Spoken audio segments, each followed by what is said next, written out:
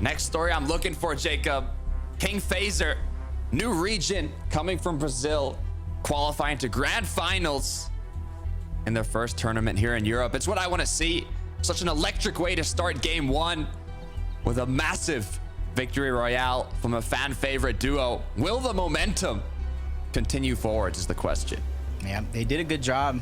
Particularly King was able to pick up 22 solo impact points. We know how often one game just like that changes the tides, but Howley with the first couple of shots onto Savage, but Frizzy goes down in the blink of an eye. Howley's trying to alleviate some of that pressure, but he's not able to finish off the elimination onto Savage. He's finally going to reunite with Mongrel, and we know there is a huge strength in numbers, as we've seen so many times. Savage was basically at 1 HP, and he was still able to take out Frizzy, but be careful. Howley now jumped out to 10, gets eliminated. But were those shots from a third party? They were. Kovacs on the hill taking shots. Will this be the match that they choose to go in for the third party? I don't know if this is on purpose, but the way they moved around these builds and that third party in back-to-back games, it's almost like they're baiting their opponents out into the open to where those shots are susceptible. You see another fight being won. Switching on over to Moneymaker and Fanayan. Contested on this side of the map. Something that they didn't have to face in the upper bracket to start the day. So now they're facing adversity. And their plan here this game was land on top of that launch pad. Try to get some loot early and some damage. And then we can continue down if we got them weak enough. But with the lack of shots and the lack of damage, they can no longer contest it like they planned. Flying away. Seeing what they're going to be able to pick up along this rotate now. One pistol in hand, one little hyper SMG. As we switch over to Fazer and King. Last match, it looked like they had Reckless Railways almost to themselves. And it looks like it's going to continue being the case. Back-to-back games, and it almost looked like the only team that even has a real shot to shoot in that direction is the one that's consistently going for the forecast tower uncontested on that side. See how it pays off for them. Back-to-back games. Darky's already down. Akers is solo as well. He's just trying to go ahead and even the fight. Nice damage there. He still hasn't been able to pick up the loot just yet, so he has to be careful if he continues to try to extend forward to snatch it away. And I think throughout that process, Darkus went ahead and grabbed it for himself. Try to go ahead and pack a punch. You can see he outmatches Nakers when it comes to the builds, the material, and the utility. 1v1 situation. You said it, outmatches shields as well. 26, just one more left. Or one more mini, sorry. To get back to 50 shield, but still at a disadvantage. The shots continue connecting, but neither player is going all in. Does Nakers know that he has that advantage? He's waiting for the big shot. Darkus had the opportunity, but he missed. That was a great outside of the box thinking as he moved towards the side. He overstepped his welcome into Darkus' box, but unable to really connect the shot as they continue to trade back and forth, back and forth. And even though Nakers doesn't really have any shields to regain, he's doing a good job of whittling away at his opponent one shot at a time. 5 shield breaker EMPs. Drop for some bandages. Now has AR, shotgun, and SMG. But it looks like they no longer want to have this fight. Grapple blade to get out of here. 3 builds. He's going to need to farm. Yeah, but at least he gave himself a chance by disengaging. Got to imagine the opponent he was going up against probably doing the same thing. With only 2 games left, depending on where you're at on the leaderboard, you want to have a calm, cool, collected game. Not too much noise to be made, but everybody else below that line gonna have to get a little bit more active, begin to come online. Podesai Snazy towards Grand Glacier. They loot the outskirts before they continue moving forward. And that's something Podesai and Snazy have been known for. They don't necessarily claim a top POI, but they still figure out a way to have consistent performances as Moneymaker's under siege. 2 different angles. Both of them, him and Fanayan, are going to get dropped down low. Chexy going right in, trying to close this out. As Moneymaker for 9, quickly backing up, looking to see if they can hit shots on the aggressors. Changing positions to up above, going for a replace. Edit comes through, no shot though. As Chexy continues, looking for an angle. Yeah, it was a little close there for a moment, but quick on his feet, quick thinking. Tries to get the floor replaced, but Moneymaker's there waiting. Third party as well. Finally, those shots come in. There's even a 4th party slowly but surely in the distance. Like everybody here on this position has to be careful. But the third party spotted out the fourth party, so they know and they're aware. There's a fifth party coming in. I don't know where the invitations went because I didn't get one. Where's our invite, Jacob? Where's our invite? You can see. Looks like the engagement's actually going through right now. I feel like a duo's fighting right outside the area, but Moneymaker for 9, they're not interested. They want to refarm up. They have the whole building to farm. For Chicho, though, I'm curious to... Oh, I was going to say, I'm curious to where Trulex is, but it looks like he's spectating. As now, what's on Chicho's task list is a reboot from Misha Tini, though. Danger, 70 HP, no shield. Tini has been eliminated. Man, they switched up their drops yet again. They started off at Grand Glacier, moved over to fencing. Unfortunately, the result is the same. They go down early on in this game, and they're kind of leaving up to the last hope. Our third and final game of the lower bracket. 92 points, though. Not too bad. They got to be feeling comfortable. Ricky, though, Dre, still trying to maneuver through this minefield that is fencing fields. A lot of teams moving over in this direction, especially the longer that Medallion stays up. Luckily, they were able to capture it before any more teams took notice. Ricky, Dre, now playing sneaky. All it really takes is one big hit, especially from an epic hammer pump shotgun like Ricky has here, to do enough damage to permit him to go straight on in, head first to his opponent.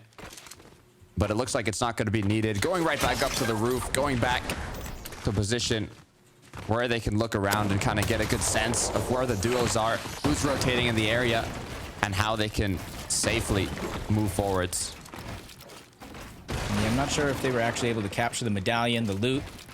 This is what you typically see some teams do that land around fencing fields. They try to kind of camp it out, knowing that if you're going to go ahead and use that medallion to try to get into the vault, you're going to have to go through us first. Fury was the one that looks like he was able to claim it, but he is a solo. He's just trying to survive here, get his teammate back into the game. And even if they don't go for the vault now, they can always circle back if the zone does pull full away from fencing fields.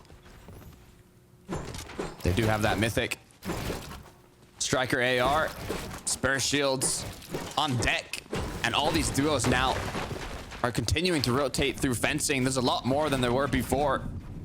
If they just stay up top, they should have quite a few angles to take shots, just like Tijinio and Uguay. Although there's just not as many duos on this side of the map. Up by Lavish Lair, more towards the north side here.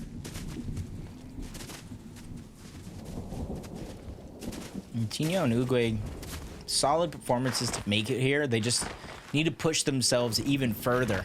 We've seen them third-party teams. We ended up seeing them box fight a couple teams, come out on top, just trying to return to form. Just about going that extra mile. Heine did a good job in the last couple of days on the weekend, and just to make it this far. You saw him go down in game one, him and his teammate. Similar fight just like this, but Slove getting third-partied. The confidence slowly but surely goes out the window. Pressure is still there. They know that he's the one that's weak. They don't necessarily know about the team down below. 3 duos in the area. A sandwich is being made as X-Squeeze, Slove forced to trade up some med kits. Fizz each other up. Get back to business. Seeing some crash pads come out. X-Squeeze and Slove just trying to rotate out of this congestion over towards Classy Courts. Not too far away from the zone, but it's the threat of how many potential teams, not even just the ones that you know about, are going to be nearby. You see X-Squeeze just getting tagged up, still trying to disengage on out of this. I like the thought not to use the grapple blade, because that would have even made him even easier to tag out of the sky. Still farming along the way. Great position for X-Squeeze and Slove, as I think they've actually officially disengaged out of this to continue on with their FNCS journey. Yapko in a bush.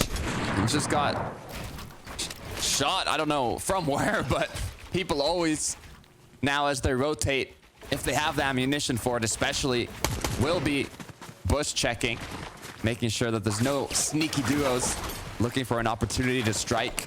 This Blaha Yapko now will move forward towards this launch pad and hopefully get a clean rotate in. But when you are flying like that, you're open to shots by all the duos that are already boxed up looking at you. Although good news is, Laha did not get cracked, but Yapko, on the other hand, barely made it through. Plenty of heals to go around, though, at least for now at this stage in the game. Weapon caches starting to appear. It's the next stage where teams are going to begin to fight for on the edge zone, even if they're deep enough. Laha and Yapko close to another team. They could split a cache, and time will tell.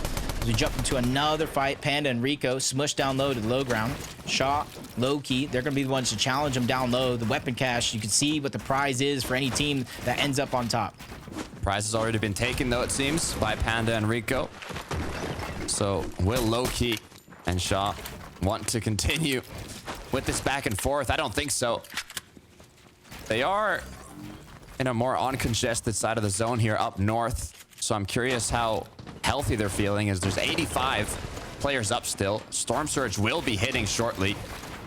Being in the third zone now, closing towards the fourth in just 44 seconds. Oh, that's why shots like that are important, even though it's not a massive one by any means. Still climbing up the Storm Surge leaderboard. And they're in zone as well, so they don't have to worry about Storm itself being an issue throughout the duration of this fight. But they have to be careful. There's another team seeing all this action coming in, the mini-map. They're closing in on the distance, and a couple more after that. So a potential for a 5-team battle royal fight on this side of the map is going to be real. So you got to be able to watch and be aware of everybody around you. Panda and Rico still not giving up, though, holding on to their pieces. Great defense coming out from them in this box fight. Great hammer pump shotgun from Shaw. It's not bad, but it could be better. Be careful, though. Rico has been taken out. Could have been a sniper. It's one of the duos in the surrounding area. Third party, as they're going to be the ones capitalizing on it. As Tino and Uruguay slowly but surely ramping up as each game passes throughout the weekend. Trying to find that stride and their form. There goes Rico. You talked about it. He's going to go down. All that loot getting split on over, and the teammate disengages as a solo, and there's a whole nother team. I talked about 5-6 players being in this direction. They immediately pounce on that solo as he's trying to disengage. Gino just kind of swooped on in, took a prize, and left. Put aside Snazy, though, saying, not so fast. We want a piece of that pie. As they take some shots as they run away, but it looks like they're playing aggressive, although it's just for a bit of damage. They're not going to want to take any full-on fight here, as the rotations will just continue through. Yeah, for some of these teams, they have the mindset of slow and steady wins the race. I don't have to get all my surge in one moment, in one box fight. And their plan throughout the weekend overall has been just that. Slowly build up their surge, not take everything all on at once. Shap and Khan rotating along the edge of the zone here. There's only one duo in sight on the mini-map. They are looking quite healthy. Consumables, mats, HP and shield. They have most of it. Anything that's left, they can get it during the rotate. It's just damage that might be a concern. We'll see this shortly now. 79 players. But no, 231. It's only zone 4, though, for a lot of the teams that don't have surge. Only one player needs to go down before it's no longer a problem. For others, you can see we're already positioned into the zone, high above the mountain. Well off when it comes to surge, but they know how easily that can change throughout the course of the game if the zone does pull away and they're not able to get even more surge up until this point. As you see the leaderboard on the side, 21st place outside of that bubble. There's going to be a total of 20 points. So everybody here still has so much more work to do before they find comfortability, even though there's still another game left. Right. It was 25 in the upper bracket here in day 3, but it's only top 15 in the lower bracket. These are literally the last 2 matches, the last 2 opportunities that these duos have to qualify to the grand finals. This could be another good opportunity for King and Fazer over towards Reckless. If they did stay here at the very minimum, not rotate away. Shaco's Sky Dune. Not too far off from that position. They see a team rotating in the sky, and you see him almost a thought process in motion, trying to find him. See if he can get any shots. Not able to get the spot, so continues on where he left off before. Ultimate high ground, getting information just outside of the zone as well. So they can easily Flowberry Fizz and Grapple Blade to the zone and gain the elevation early. Storm Surge is now active with 80 players up. Shakeoff and Skydune aren't going to be too worried about that. King and Phaser, you said it yourself, back in their home, Reckless Railways, although fifth zone has pulled more towards the east. The rotate will have to come through, but you don't have to go early. So many duos right now are looking for those tags, looking for Surge, and the last thing you want is for the pressure to be on you. Yeah, King peeked. He got sniped. You saw the shields just drained off. Luckily for them, they do have the medallion, so they're not going to waste too much. Get back into shape. Mahi, though, and his duo, Topco, they were the ones that tried to aggress. They're barely above the damage threshold at 88, but that was just because of the risk that they just took to try to get those shots, and that's what you have to do. If you're not able to find it on rotation, you see a lot of teams boxed up. Sometimes you just got to knock on the door. Depends on the other side of that door, though. If it was Phaser and King, it wouldn't go too well for me. But there's a lot of veterans. These are the best of the EU region competing here today. And for the duos like Topco, who now have to make this rotate through the storm. So many players are still inside of the zone. It's just going to make it that much more difficult if you rotate late. Even though they fall a little bit lower than where they were on Storm Surge, it's great to see them so far ahead compared to some of the typical games they have been having up until this point, but they become the focus momentarily. They have to stagger themselves on the edge of the zone. And if you know exactly where we're pulling towards Grand Glacier, the mountain ridges, this one could be drastic if it continues to pull that way and teams aren't prepared. You want to be on the opposite side of the zone here. You want to be the one with the higher elevation, but luckily enough, 6th zone so far has appeared on the Reckless Railways side. Will it continue to pull towards the west, though? Is the main question that these players have right now. Roban, Axe Force, 1 Elam on the board. They were in an engagement here. It doesn't look like anything came from it previously, but look at that. Quick pickings, 1 more knock. Can they make it 2?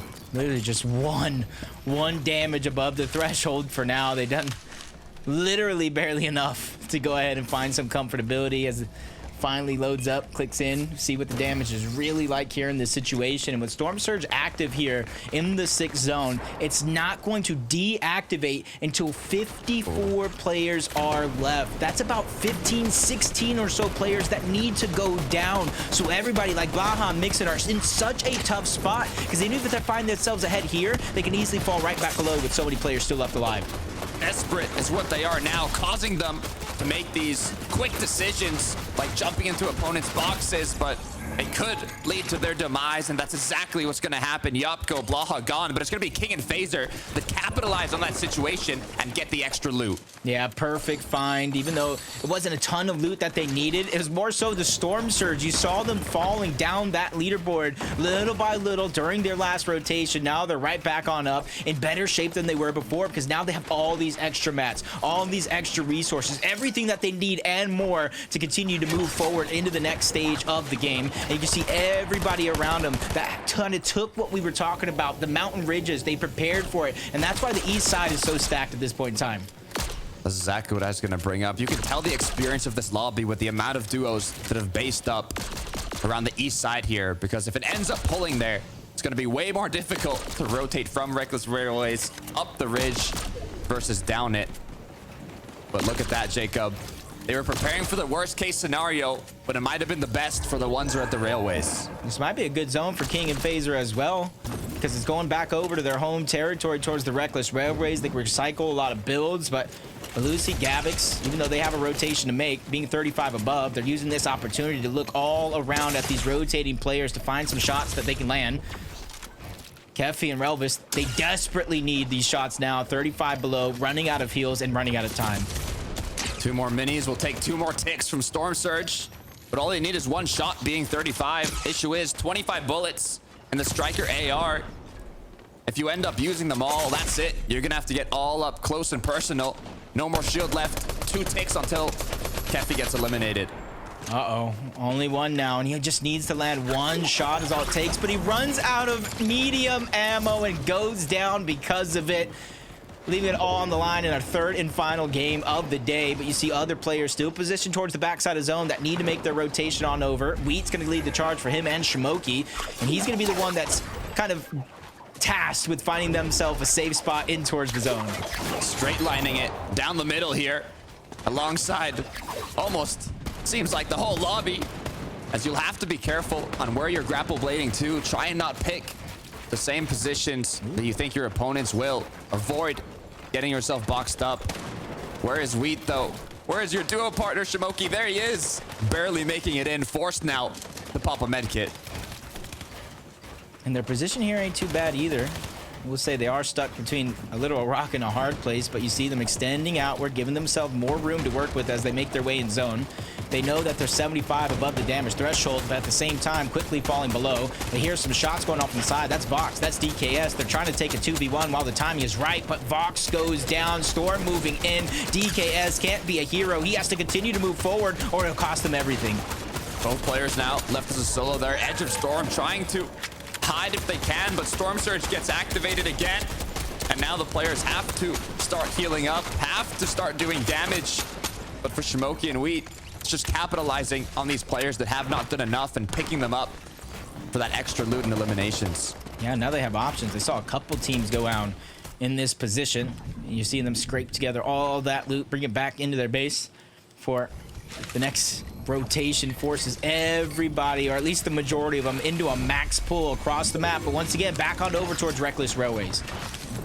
Rub on now, Axe Force popping that Flowberry Fizz juice to get them the mobility boost they need to try and get a safer rotate, but be careful, as so many players have a similar idea. Just 35 above, they could do a bit of damage on this rotate. It would be massive, but the most important factor is making it into zone. Great job going all the way around the right side, avoiding the chaos down below. But Raban says, hey, I want an elimination. I want those extra points. I want that damage. Yeah, he's trying to think far ahead into the future. He's trying to grab the refresh on the mats now so he doesn't have to worry about it later. Luckily for him, Axe Force was the one that caught DKS out and finished a lot of the damage that he was able to start. Quickly ends up in a tough spot, tagged up by Heine. Multiple teams even getting spotted out and taken down. I do believe that might have been one of those turrets that are near Reckless Railways. Taken out by a turret. I hope not. Hope it was the opponents that landed enough shots, as King and FaZe are actually going to be the ones who are most elevated in this current zone. And seeing that this was their drop spot, hopefully their material count, it does. It looks beautiful. Almost max mats, most likely for both players. Issue is the zone does pull to the opposite side. Are they going to want to take it so early on? Are they going to stay second?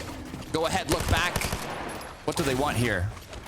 This is like a three-phase movie each and every game. We saw part one in game one with Mongrel and Savage. Part two, King and Phaser. Couldn't have written a better script myself, but we'll see how the ending goes. Can they hold on to high ground? Axe Force did a lot of work to get him to this point, but lost Roban along the way. But luckily for him, he has 240 damage above the threshold. He just needs to figure out a way to continue moving forward and not stagger himself too far behind this mess. High ground getting slightly contested here, but it's still in King and Phaser's favor. But shots keep coming through. Players close behind, they're grapple blading ahead, and so far nobody has overthrown them yet. Yeah, he saw the 10 shield just get dropped off. Somebody actually grapple bladed onto Phaser himself, flying through the sky. Anything works at this stage with top 20 position here. Everybody kind of dropping like flies. We eat Shimoki trying to get another one off their picnic. That's Edit Course, who gets forced lower and lower into the mud, but reunites with Vortexia along the way. A blessing in disguise, some would say. Artem, Chap, Khan, all these players getting ahead of zone on the low ground though. They're stuck on the road in the dirt. Not too many players on the mid layers currently, but now it's Axe Force going. He doesn't have a duo partner though. 4 elims as a solo, as the pressure's on. 2-3 shots connected, gets the knock, but gets eliminated. Oh, that's a nice opportunity, but Chexy just running rampant there on the low ground. Edit Course looking at height, but finds his opponent Khan and lands a monster of a shot, and that's going to give him the green light. Another one landed. That's his duo Chap. Back to back. They're not letting these players out of their sights. They cleaned that one up, and they know how weak Khan actually is. 4 on the board now. Edit Course Protexia close to second high. It's King Phaser applying that pressure, making sure they know that the dominance is up above, and nobody tries to overthrow them. Shimoki Wheat now continuing with 4 elims. They were looking half in shambles earlier on, but now they're looking incredibly powerful. So much loot, just missing the materials. And that's where I'm looking around, looking at everybody's inventory. Medkits, medkits, medkits. How many of you have them, just in case it comes down to a heal off? Edit course, 0. All weapons in the inventory other than his mobility and his big pot, but he's being forced down low again to the low ground. The pressure from King and Fazer, not even allowing anybody to look up, is impressive. Amazing job, just like you said, making sure nobody knows that high ground is going to be an easy task to take. Shimoki Wheat now maybe forced to pop these heals. They're doing it early, but they both have a good amount of medkits. And this is something you don't see very often. The double heal to the backside of zone. Typically, you save them for one player. Hopefully, it'll pay off as all these solos get dropped out, including Vortexia. Edit course is being left by himself. There's plenty of loot around, but it's the materials that is nowhere to be found. No heals either. Big pot's going to be used because it's all he has left in the tank. 6 eliminations though. Mythic Hammer Pump. I know Edit Course has the confidence to continue here. 11 players up. It's 7 duos, and now he has to decide, how can he stay up here? Where are the players at? But coming from the back of zone, eliminating Edit Course. And it's King with another elimination while all that's going on. The pressure from the high ground is beginning to become a little bit too much for a couple of these players. But Ark, Rick Moore, they're going around the sides where there's not that easy of a line of sight, and they find if they have gold, they can get a free heal. It might end up in a heal off here. We have a full duo in the mid ground, a full duo into the height, and on the low ground is Shimoki Wheat now forced to drop below. They don't have the heal off. They need to take the engagement. Shots come through. You saw the medkits being dropped. Shimoki gets a knock, and they know that his duo is going for the heal off. Yep, backside of zone. There's really time running out. Shimoki doesn't really have any options. He gets dropped. Players falling left, right, and center, including King, who drops down low to the low ground, playing Disruptor, and the script almost writes itself, but King gets shut down. No chance to pop any medkit on the low ground. He did his job and some as him and Fazer take the game.